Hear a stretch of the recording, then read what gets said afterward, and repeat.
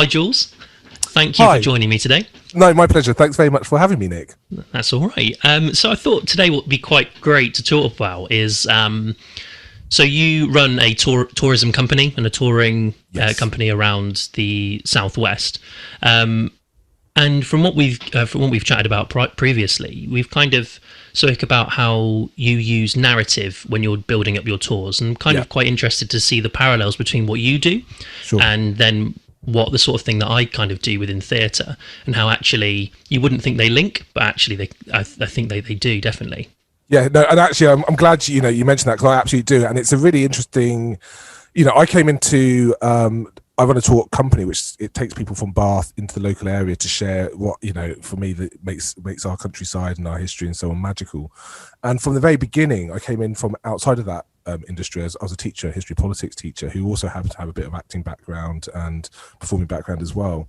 And from the very beginning, I've always had this belief that actually it is about telling a story and telling kind of sharing a narrative, because one of the things I think I've become aware of as I've got older is that actually for us to really engage with things as human beings, there has to be meaning behind it. And it's one of the things I realized as a teacher, and as a history teacher, there's no point teaching kids and going, well, we're going to do Henry VIII and he was crowned in 15 blah blah blah and he passed this law, because actually it's irrelevant, it's dry, it's detached. And so when I was as a teacher, I realized very quickly and early on in my career that actually if I've got children in front of me who I want to learn, firstly there has to be a relationship, number one, between us. So that's critical. And the second thing is, like, if they're going to be sat there, there's got to be meaning for them to be sat there. They've got to be like, we're here for a reason. And so as a teacher, I was very much really about kind of like, why is this going to be relevant, and how is this going to make these students I have in front of me engage, and what's going to have meaning to them. And so when I started my business, I kind of followed that philosophy through, which is like, if I'm going to take people from Bath and they're going to spend a day with me coming around the English countryside, what's the purpose, what's the benefit, what's going to have meaning for them? And so from the very, very beginning of In and Beyond Bath, that's been my attitude. It's like, we're going to create a journey through our history, through our culture, through our landscapes, through our people, through our food and drink even. But it's taking people on that journey, and it very much is a creative endeavor, like producing a play or a book, and actually that's another thing that we do with that, is like, we don't share our itineraries, because it's a bit like going to a great play and or somebody tells you, oh yeah, I saw it, and then this happened and this happened, and then in Act 4, and you're like, well, actually that's it's confidential in a sense that it's a one-time thing that you need to experience rather than be told about. Absolutely. And it's that journey of discovery and that emotional journey which actually gives something power. And so for me, it really is very, very much an art. And I think that's one of the reasons why I think the way that we deliver tourism, travel and touring is actually, I think, very, very different to, I think, what's gone before, and also very exciting.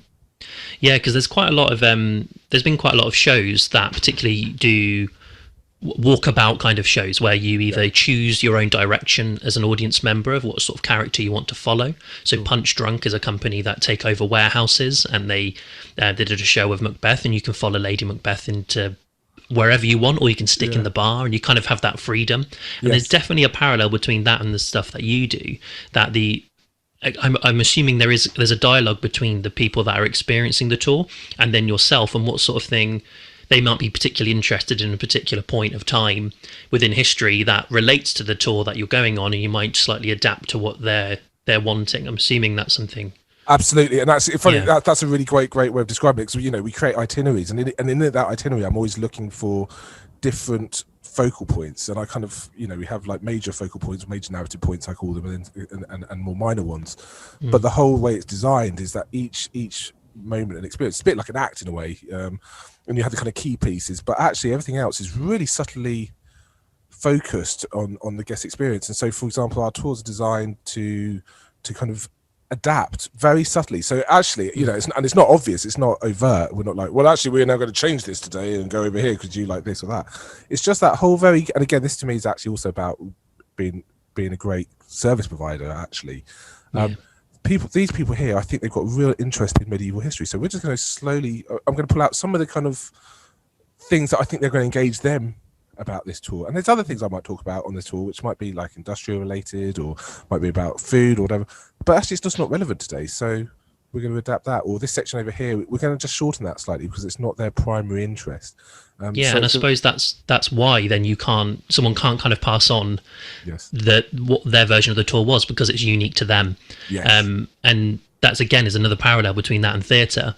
Everyone's sat in a different seat. Everyone's taking their own experiences and then reflecting on the show in that way. And it definitely is something that you can definitely see the parallels between both of them.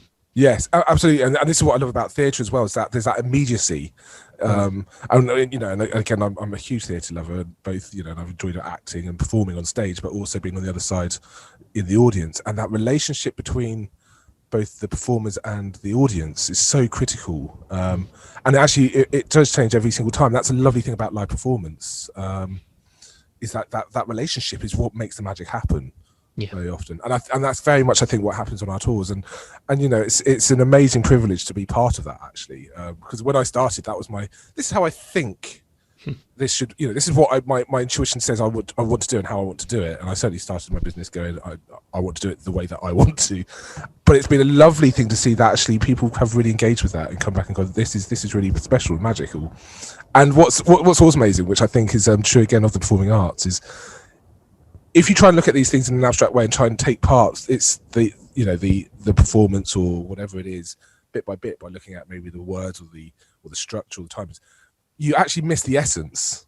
And the essence is that kind of unspoken, kind of touchable presence, I think, and relationship. And that's what really makes, I think, anything which is to do with human beings connecting authentically makes it powerful. Yeah, definitely. Well, thank you very much. We're going to carry on this conversation just after a song, and I'll pass back over to Nigel to introduce that. Thank you very much.